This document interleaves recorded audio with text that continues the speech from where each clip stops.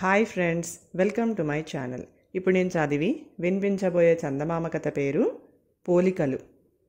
వెళ్ళిన పని ఏమైంది అని భర్తకు మంచినీళ్లు అందిస్తూ పార్వతమ్మ అడిగింది. రాజేశం మంచినీళ్లు తాగి వాళ్లకు మన రాగిణి నచ్చింది, అయితే 10,000 కట్నం కావాలని పట్టుబట్టుతున్నారు అన్నాడు. ఈ మాట విని పార్వతమ్మ నోరు వెళ్ళబెట్టింది. వాళ్లకు రాగిణి ఒక్కతే సంతానం. పెద్ద అందగత్తె కాదు, సర్వసాధారణంగా ఉంటుంది. రాగిణి పుట్టిన నాటి నుంచి రాజేశం ఆమె పెళ్లి కోసం కూడబెట్టుతూ వచ్చిందంతా కలిపి 5,000. రాగిణికి 2-3 సంబంధాలు చూశారు, కానీ వారికి పిల్ల అంతగా నచ్చలేదు. ఇప్పుడు చూసిన సంబంధానికి పిల్ల నచ్చింది, కానీ ఇచ్చుకోలేనంత కట్నం అడుగుతున్నారు. రాగిణి అక్కడే ఉండి తల్లిదండ్రుల సంభాషణ విని, కట్నం కోసమే పెళ్లి చేసుకునే మనిషి నాకు అక్కర్లేదు అన్నది కోపంగా. నువ్వు నోరు మూసుకొని అవతలికి పో అని కూతుర్ని కసిరింది పార్వతమ్మ. తర్వాత ఆమె తన భర్తతో, వీళ్లకు పిల్ల నచ్చింది, మనం డబ్బు కోసం చూస్తే ఈ సంబంధం కాస్త తప్పిపోతుంది, ఇక దానికి ఈ జన్మలో పెళ్ళి కాదు అన్నది. అలా అని నన్ను ఏం చేయమంటావు? ఏ ఇంటికైనా కన్నం వేయనా అన్నాడు రాజేశం చిరాకుగా. ఇద్దరూ చాలాసేపు తర్జన భర్జనలు జరిపినారు, కానీ మరో 5,000 ఎక్కడి నుంచి తేవాలో తేల్చుకోలేకపోయారు. ఈ లోపల బాగా చీకటి పడిపోయింది. ఇంతలో ఎవరో వీధి తలుపు తట్టారు. రాజేశం వెళ్ళి తలుపు తీసి చూస్తే బయట ఎవరో కొత్త మనిషి నిలబడి ఉండి, సుబ్బయ్య శ్రేష్ఠి ఈ పెట్టెను మీకు ఇయ్యమన్నాడు. ప్రస్తుతం 8,000 రూపాయల నగలే పంపుతున్నాడట. శ్రేష్ఠికి ఏమైనా చెప్పమన్నారా అంటూ ఒక పెట్టె అందించాడు. రాజేశానికి అంతా అయోమయంగా ఉన్నది. సుబ్బయ్య శ్రేష్ఠిని అతను ఎరుగడు. ఏ సుబ్బయ్య శ్రేష్ఠి దీన్ని పంపించాడు అని అతను కొత్త మనిషిని అడిగాడు. కొత్త మనిషికి రాజేశం మాటలతో అనుమానం వచ్చినట్టు కనబడింది. అతను ఒకసారి ఇంటి ముందున్న రావి చెట్టును చూసి, రావి చెట్టు ముందున్న ఇంట్లో నారాయణకు ఇచ్చి రమ్మన్నాడు. ఇంతకు మీరు నారాయణ కారా అని అడిగాడు. రాజేశం నోరు తెరిచే లోపల అతని వెనుకనే ఉన్న పార్వతమ్మ కల్పించుకొని, నువ్వు రావాల్సిన ఇంటికే వచ్చావు. నిజానికి సుబ్బయ్య శ్రేష్ఠి నిన్ననే నగలు పంపించి ఉండవలసింది. ఆలస్యం ఎందుకు అయిందో కనుక్కో అన్నది తెలివిగా. అలాగే అని చెప్పి ఆ మనిషి వెళ్ళిపోయాడు. రాజేశం చప్పున తలుపు మూసి పెట్టె తెరిచాడు.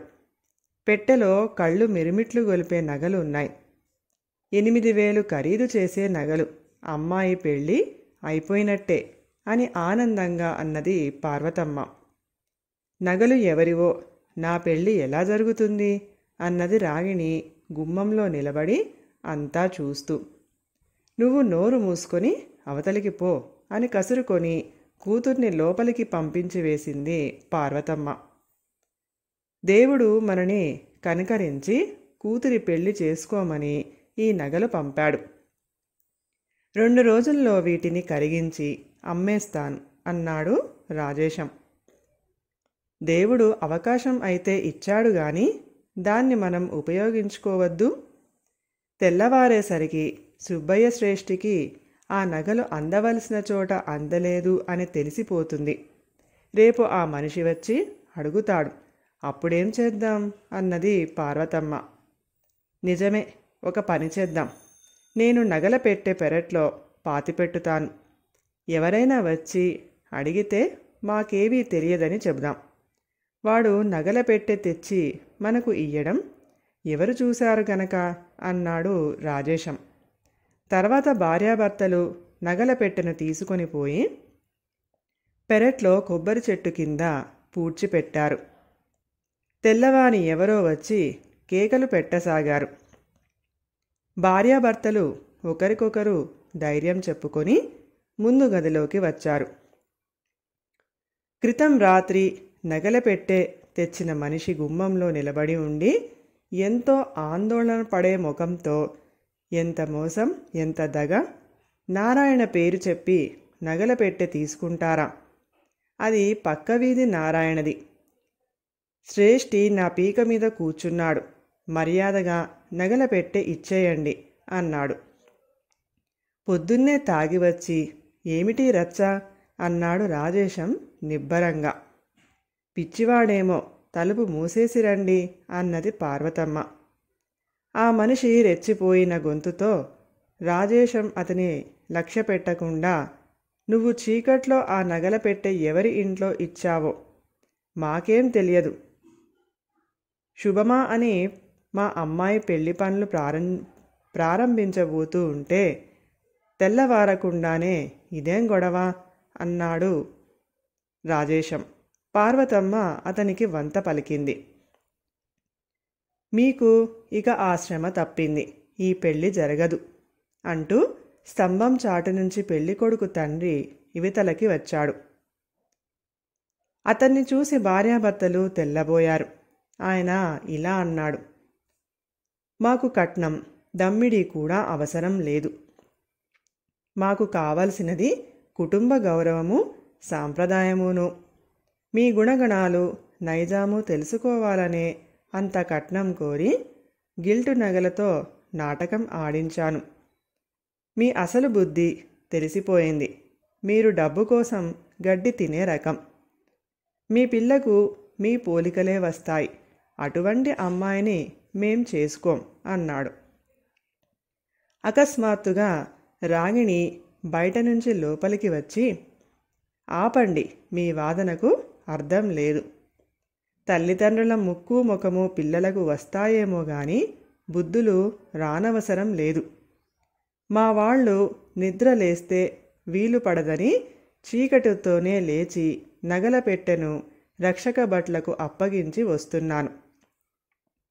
మీ గిల్టు నగలు పెట్టెను వారి నుంచి తీసుకోండి. ఈ పెళ్లి జరక్కపోతే మాకు జరిగే నష్టం ఏమీ లేదు అంటూ గబగబా లోపలికి వెళ్ళింది. రాజేశము, పార్వతమ్మ నోరు మెదపలేకపోయారు. పెళ్ళికొడుకు తండ్రి తల వంచుకొని వెళ్ళిపోయాడు. ఆ సాయంత్రం రాగిణి మొక్కలకు నీరు పోస్తూ ఉండగా పెళ్ళికొడుకు అక్కడికి వచ్చి, మా నాన్న ఇలా నాటకం ఆడిన సంగతి నాకు తెలియదు. మీకు జరిగిన అవమానానికి క్షమాపణ చెప్పుకుందామని వచ్చాను. నువ్వు క్షమించగలిగితే నిన్ను పెళ్లాడటానికి నేను ఇప్పుడు కూడా సిద్ధంగానే ఉన్నాను అన్నాడు. రాగిణి ఏమీ చెప్పకుండా సిగ్గుతో తల వంచుకుంది. కథ సమాప్తం. ఈ కథ కనుక మీకు నచ్చినట్లయితే ప్లీజ్ లైక్ చేయండి, షేర్ చేయండి. మరిన్ని మంచి మంచి కథల కోసం మా ఛానల్ని సబ్స్క్రైబ్ చేసుకోండి. Thank you.